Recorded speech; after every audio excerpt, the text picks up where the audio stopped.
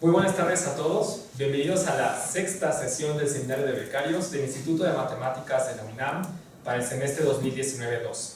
El día de hoy nos acompaña Melissa Ponce Sosa, quien nos hablará sobre el modelo del proceso de angiogénesis durante el crecimiento tumoral.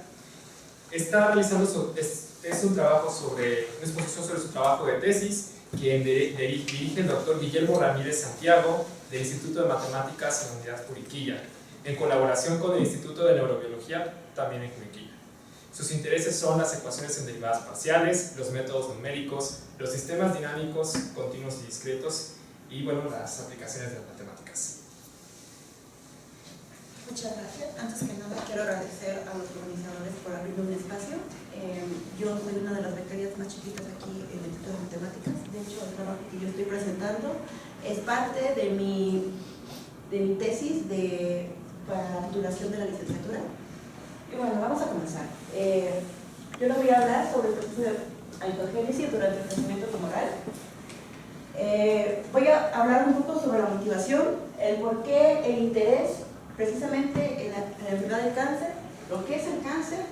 Posteriormente voy a abrir un poco en la introducción a la biología del cáncer, los tipos de cáncer, las etapas principales de desarrollo. Aquí esta pregunta, el por qué la interdisciplinaridad entre las matemáticas y en este caso cuestiones médicas y biológicas, y posteriormente ya hablaré sobre el planteamiento del problema y el modelo matemático.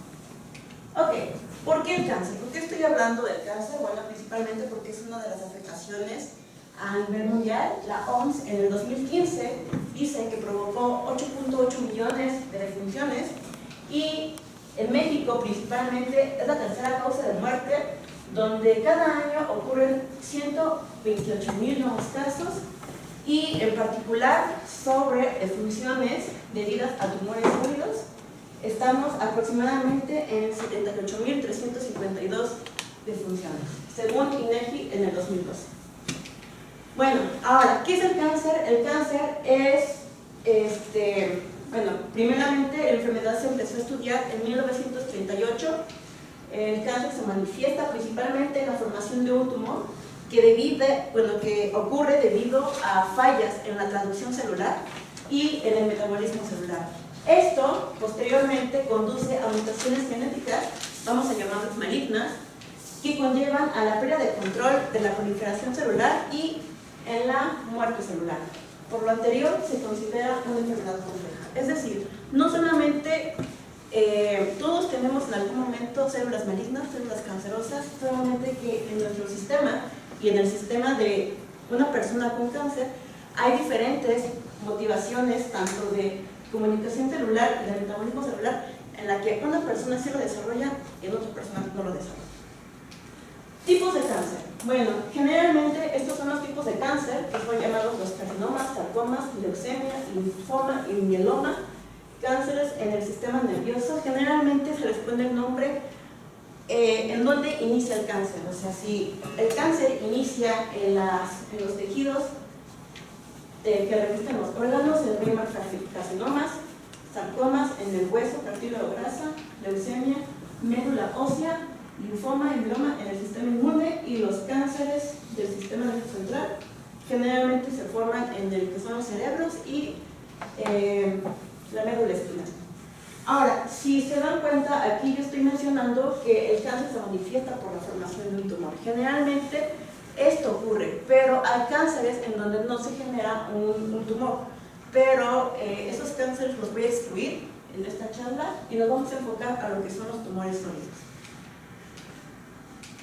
Ok, ahora vamos a hablar un poco sobre cómo se forma el cáncer. Generalmente siempre inicia con procesos, más bien con falla en los procesos de comunicación celular. Nosotros somos un ecosistema, nosotros recibimos señales, ya sea el sol, ya sea la radiación, ya sea polvo, un montón de particulares en el ecosistema. Lo recibe nuestro cuerpo y nuestro cuerpo reacciona. Generalmente, cuando tenemos mucha de cierta información, los procesos de comunicación empiezan a fallar y posteriormente ocurren cambios en el metabolismo celular. Después aparece aparición de mutaciones malignas Entonces, una vez que tenemos aquí ya mutaciones malignas, la célula se vuelve loca, en pocas palabras. Empieza una alta proliferación y una tasa baja de muerte celular. Esto provoca que se generen muchas células malas o malignas y posteriormente esto genera un tumor. Esto se le llama la carcinogénesis. Una vez formado el tumor, aquí tenemos el tumor formado, generalmente en un diámetro aproximadamente de 2 milímetros del tumor, empieza ahora una nueva etapa, que es la etapa de vascularización. Esta etapa de vascularización quiere decir que empieza a emitir ciertas sustancias que engañan a su microsistema y de tal manera que va a encontrar una vena principal y de esa vena principal van a salir brotes y posteriormente esos brotes van a comunicarse con el tumor para que haya ya una nutrición de las células y aparte que les llegue oxígeno. La falta de oxígeno se le llama hipoxia y la falta de nutrientes, bueno, es falta de nutrientes, ¿no? Aquí les puse una imagen, es una imagen de una experimentación in vivo de un ratón en donde se le colocaron melanomas en el dorso. Si se ven aquí están los melanomas, no se ve muy irrigado esa injerción de células cancerosas. Posteriormente, en el transcurso del tiempo, empieza la vascularización de tal manera que ahora ya se ve así. Y una tercera etapa se llama metástasis. ¿Qué quiere decir? Que una vez que ya tenemos nuestro tumor y ese tumor ya está conectado a nuestro riego sanguíneo, existe ¿cómo se llama? Que el tumor arroja células cancerosas a nuestro riego sanguíneo de tal manera que nuestro tumor en nuestro órgano A corre a través del riego sanguíneo, llega a un órgano B, formándose un segundo tumor. Bueno, estos son problemas biológicos. ¿Qué tiene que ver con matemáticas? Bueno, las matemáticas aquí tienen que ver precisamente que con base a las observaciones experimentales y clínicas podemos identificar los aspectos principales de nuestro problema. Posteriormente se puede extraer un modelo matemático de tal forma que podamos generar ecuaciones y estas ecuaciones se modelan o se resuelven numéricamente.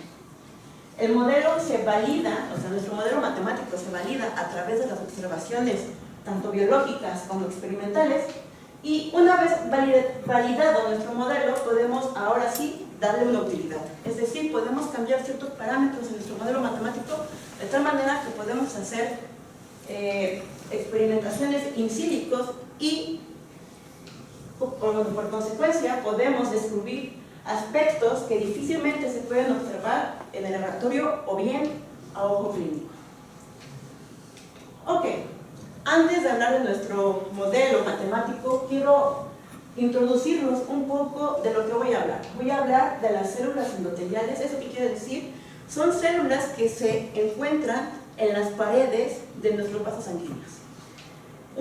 La matriz extracelular es como un revestimiento que está en las células y después el revestimiento es la matriz extracelular.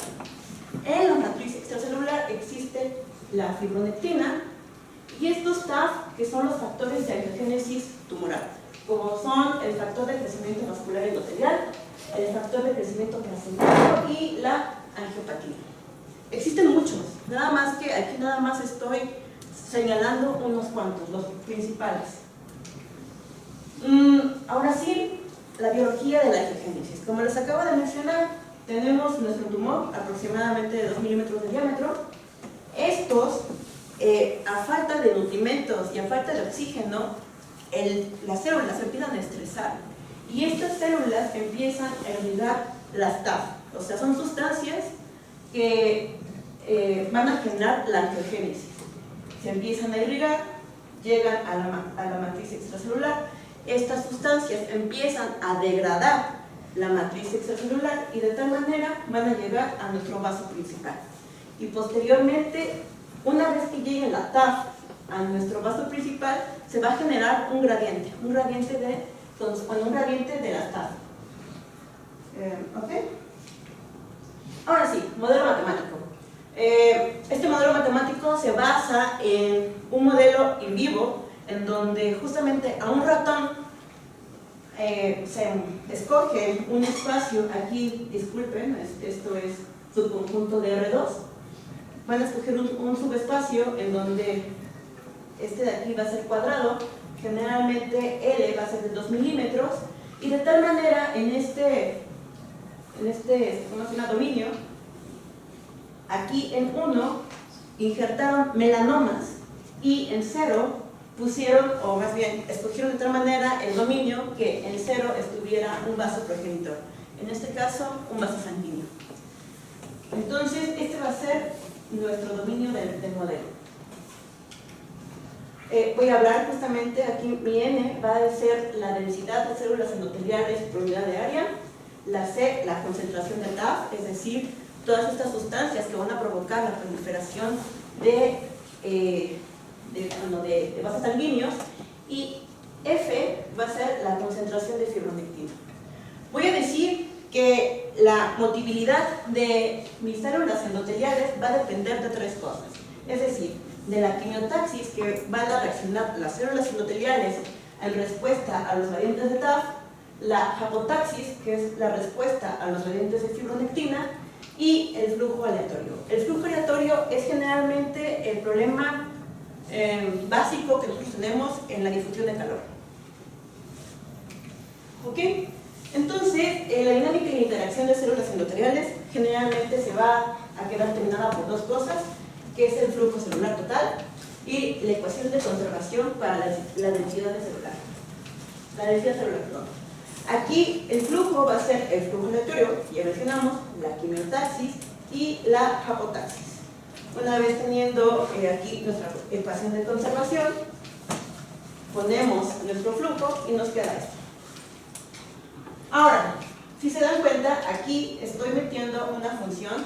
Esta función va a estar dada por una ley cinética de respuesta de las células endoteliales con la quimiotaxis, generalmente está denotada por esto, y nuestra ecuación de la dinámica de la TAF va a quedar por esto. Si se dan cuenta, aquí estoy omitiendo el factor difusivo. ¿Esto qué quiere decir? Que nuestro problema va a iniciar hasta que se establece mi gradiente de TAF. Antes no hay ningún movimiento de las células endoteliales. Y esto de aquí simplemente es una función de captación simple.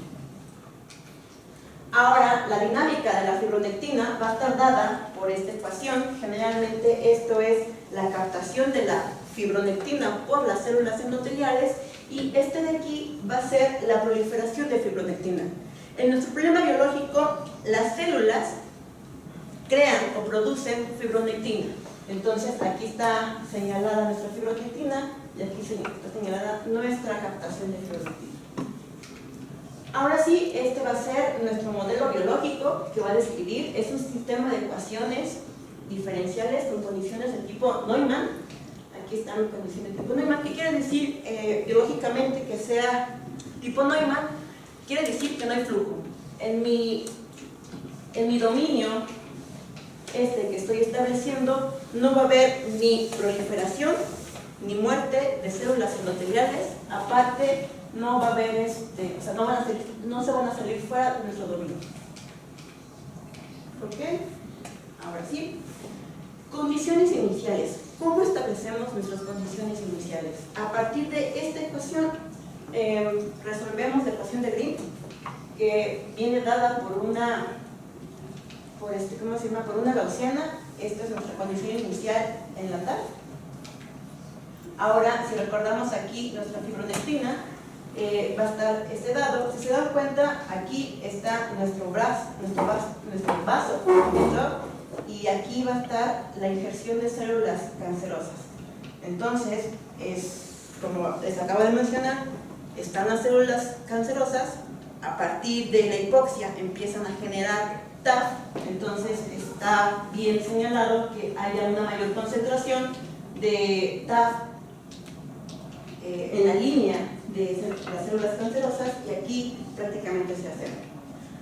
Aquí a la inversa, la fibronectina va a estar mandada en nuestro vaso progenitor. ¿Esto qué quiere decir? Porque en la degradación de la matriz extracelular llega nuestra TAF al vaso progenitor y las TAF empiezan a degradar nuestro vaso sanguíneo. Entonces la fibronectina empieza a irrigarse alrededor del vaso sanguíneo de tal manera que vamos a tener una concentración mayor de la fibronectina. Ahora, va a ser nuestra condición inicial para las células endoteliales. ¿Por qué está así? Generalmente cuando la TAF llega al vaso progenitor, las células endoteliales se empiezan a agrupar. Aquí estamos representando el agrupamiento de las células endoteliales, que posteriormente estas van a resultar en brotes de vaso sanguíneo. Ahora sí, el modelo matemático está basado en un modelo de diferencias finitas. Generalmente tenemos ecuaciones con derivadas parciales. Posteriormente sigue la discretización. Las derivadas parciales con condiciones de borde las llevamos a un sistema de ecuaciones algebraicas, las resolvemos y obtenemos una aproximación. ¿Cómo vamos a aproximar? Si recuerdan, cálculo 1, series de Taylor. Y tenemos varias formas de aproximación. Aquí, por ejemplo, tenemos una función de R en R.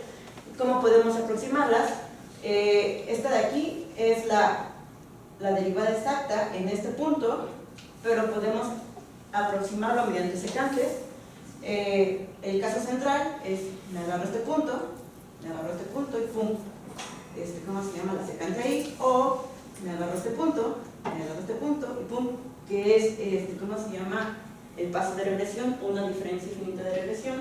O aquí, me agarro este punto, pum, y va a ser el de una diferencia infinita hacia el frente.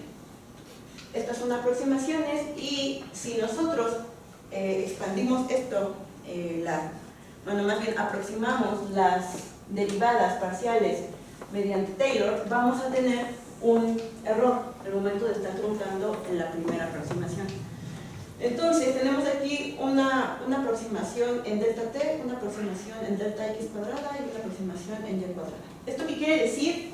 Que cuando tenemos un problema bidimensional, lo que nosotros hacemos es, tenemos nuestro cuadro, empezamos a seccionar y vamos a tener aquí un error en X, un error en Y y un error en el Y.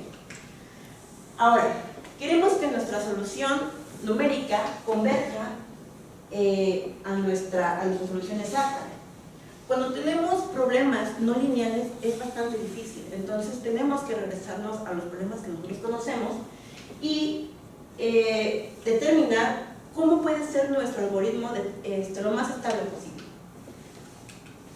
Entonces vamos a basarnos en el teorema de equivalencia de Lax, que nos dice, dado un problema de valor inicial lineal bien planteado y una aproximación con diferencias finitas consistentes, la estabilidad es una condición necesaria y suficiente para la convergencia a la solución numérica. ¿Esto qué quiere decir? Que, bueno, aquí nuestro problema es no lineal, precisamente como les estaba diciendo.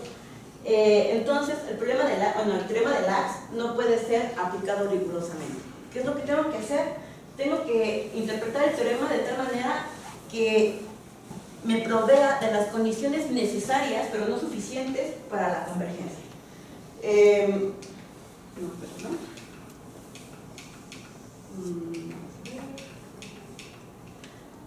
¿Cómo determino eso? Si se dan cuenta, este es un problema bien conocido y bien estudiado, y a partir de aquí ya empiezan nuestras reacciones en la función de las TAF.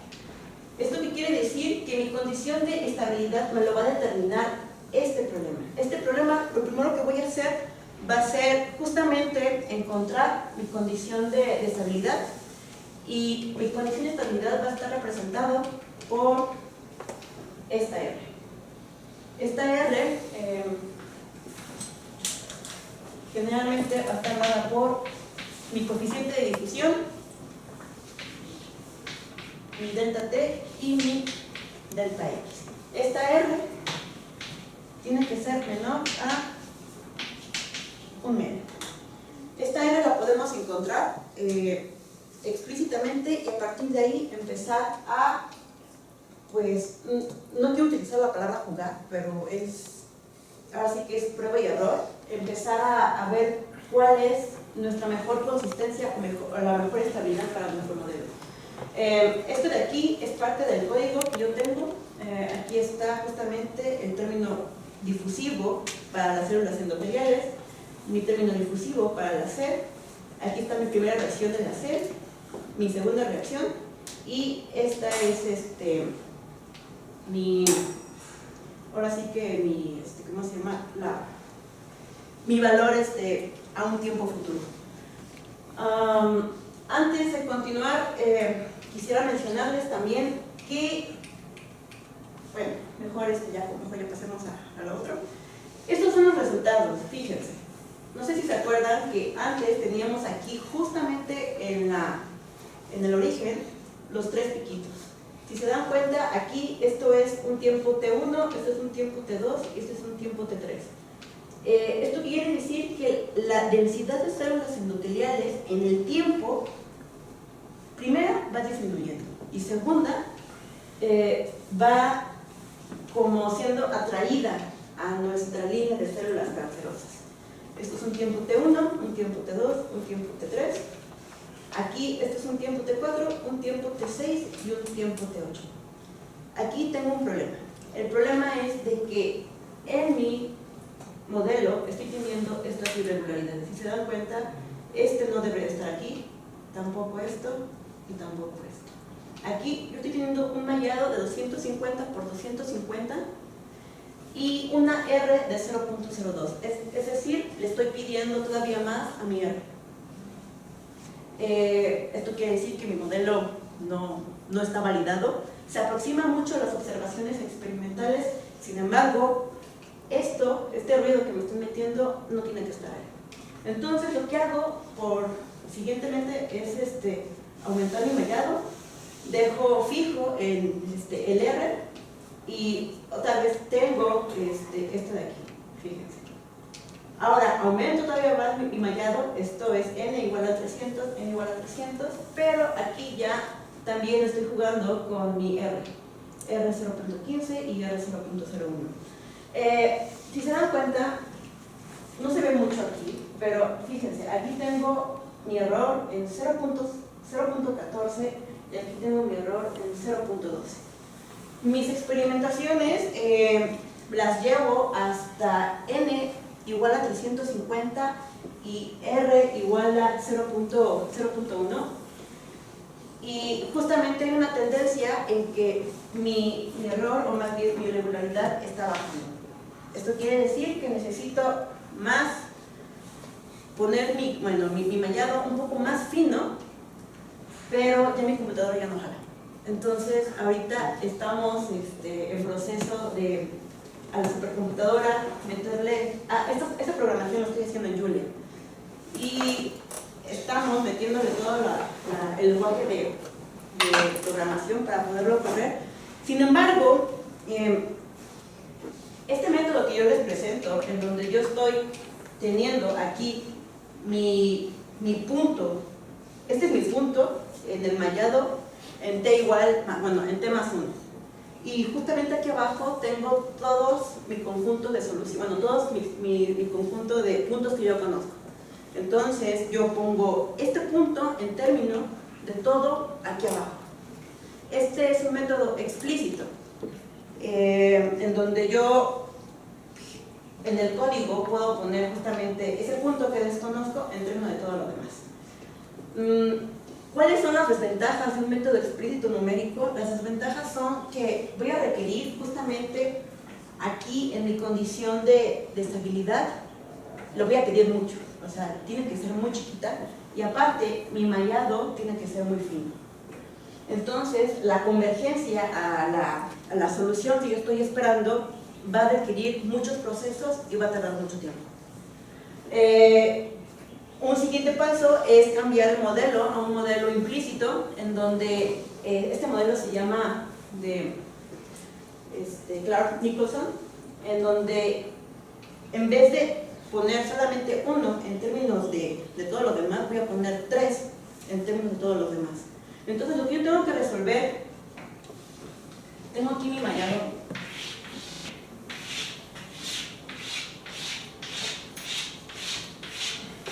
Aquí tengo n filas y n columnas.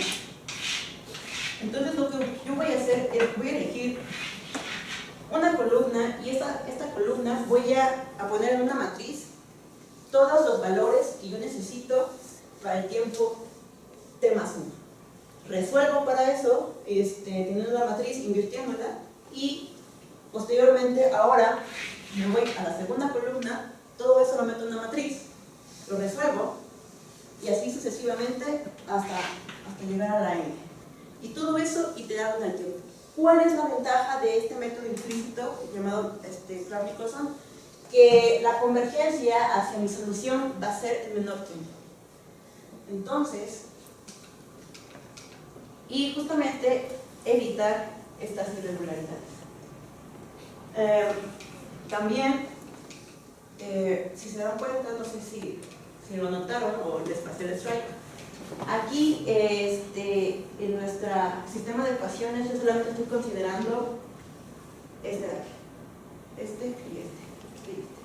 Estoy por el momento omitiendo la fibronectina porque no estoy teniendo estabilidad en mi problema que estoy resolviendo.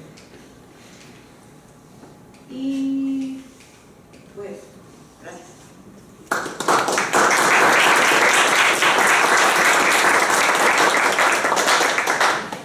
Bueno, pasamos a las preguntas. ¿Tienen preguntas para el expositor? En este análisis es necesario que tengas toda la superficie de solución, o sea, para todo el mayor al mismo tiempo. No, de hecho, lo menos que se planea hacer en un futuro, bueno, no en un futuro, sino yo creo que ya, es hacer soluciones en paralelo, porque si te das cuenta, aquí, o sea, por ejemplo, lo que necesito en un tiempo t igual a 1, solamente lo necesito aquí, o sea, la mitad del dominio. Y luego en t igual a 2, bueno, ya está más allá del dominio, ¿no? Y aquí en t igual a 3, entonces puedo omitir esto y puedo omitir esto. Pero lo que también queremos hacer es hacer soluciones en paralelo. ¿Por qué? Porque estas yo las estoy presentando, aquí yo estoy llamando t igual a 1, t igual a 2, t igual a 3, pero cada t me representa 1.2 días. Y mis experimentaciones en vivo me indican que estoy mal. O sea, que esto de aquí, en t igual a 1, debería de estar en 0.2. Y aquí, en t igual a 2, tiene que estar ya en 0.6. Entonces estoy teniendo un error por un factor de 2. Entonces estamos viendo, bueno, yo estoy viendo, cuál es la mejor opción para poder resolver esto. ¿Y no hay manera, por ejemplo, de cambiar este problema de una difusión, pero verlo en términos de resolver una ecuación diferencial estocástica? Entonces tendrías como todo en términos de Monte Carlo, ¿no? Y eso te ahorraría un poco, pues tanta... O sea, por eso también te preguntaba si necesitabas como tener toda la malla resuelta, o si lo puedes ir haciendo por secciones. Entonces pues un método de Monte Carlo podría ser mucho más fácil, sobre todo para la computadora, ¿no? Sí, porque ya la computadora ya no jala. O un distinto tipo de esquema de particiones, de refinamiento, pues, o sea, porque no necesariamente, por lo mismo que tú dices, no tienes que ser solamente más fino toda la malla, podrías hacer solo fino una parte, que es la que te interesa, y la otra pues casi te da igual porque sabes que ahí no está lo que quieres ver. Sí, de hecho, este modelo, el que yo acabo de presentar, es un modelo que es cuadrado, o sea, es n por m. Sí, sí. Lo estoy resolviendo ahora por n por m. Generalmente lo que yo quiero ver aquí es el detalle. Y también, esto es un primer modelo, o sea, este es el modelo de chocolate. El modelo de chocolate, y este modelo se tiene que comparar con otros tipos de modelos que son discretos, como tú mencionas. Porque aquí lo que yo estoy diciendo es que mi densidad de células endoteliales está cambiando, pero no estoy diciendo nada de cómo es el brote. El brote se hace a partir de con cadenas de Markov para poder justamente modelar la dinámica de mi creación del vaso capilar. Pero sí, todo eso estamos en ello. Sí. ¿Pregunta? Yo solo tengo curiosidad. ¿A qué te refieres con que tu computadora ya no jala? Eh, ¿Se echa a perder? ¿Se quema? No, lo que pasa es de que, por ejemplo, mira, esta dinámica es solamente en el centro, ¿no? Entonces tengo que contemplar mi dinámica tanto en los bordes, en el borde de aquí, en el borde de acá, en el borde de acá, en el borde de acá, los puntos, estos de aquí y el centro. Lo que yo hago es por ejemplo, estoy generando una matriz de 350 por 350 y para llegar a un t igual a 4 tengo que hacer más o menos como 2500 iteraciones. Entonces hago un tensor 350, 350, ¡pum! 2550 para poder guardar todas mis soluciones y eso ocupa espacio en la memoria RAM. Entonces, cuando yo digo que mi computadora no jala, es de que ya no tengo memoria RAM. Sí, entonces se pasma así, ¿no? Se separa, totalmente. Porque aparte, supongamos, no tengo memoria RAM y ahora sí ya empiezo a hacer las operaciones, ¿no? Generalmente son como 130 millones de operaciones las que estoy haciendo ahorita y aproximadamente me estoy tardando como 30 minutos. Entonces, quiere decir que mi modelo necesita refinamiento y por eso estamos proponiendo ahora pasar de diferencias finitas centrales a un problema de Kronig-Wilson y ver qué es lo que sale. Posteriormente, a hacer eso, si no sale, empezar a discretizar el espacio de otras formas. Si no sale, ahora sí, empezar justamente a meter cosas estocásticas. Pero es todo un proceso, ¿verdad? No, sí.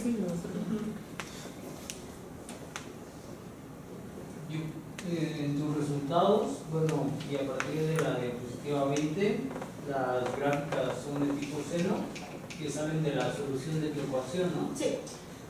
Pero ¿tiene algún sentido biológico que sean solo picos marcados? Sí, como estaba mencionando, estas cosas de aquí, generalmente, bueno, son acumulaciones de células endoteliales. Haz de cuenta, acá está tu tumor, acá está la vena, entonces tu tumor empieza a segregar sustancias, estas sustancias las siente tu vena y dice, ay, me voy a agrupar.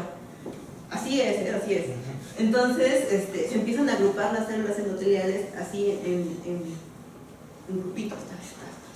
Ahora, ¿por qué aquí tengo un seno cuadrado? Justamente es para ubicar que tengo concentraciones de células endoteliales discretas.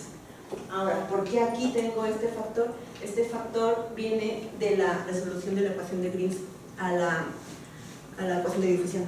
Entonces tienen que estar multiplicadas. Después. Gracias. Sí.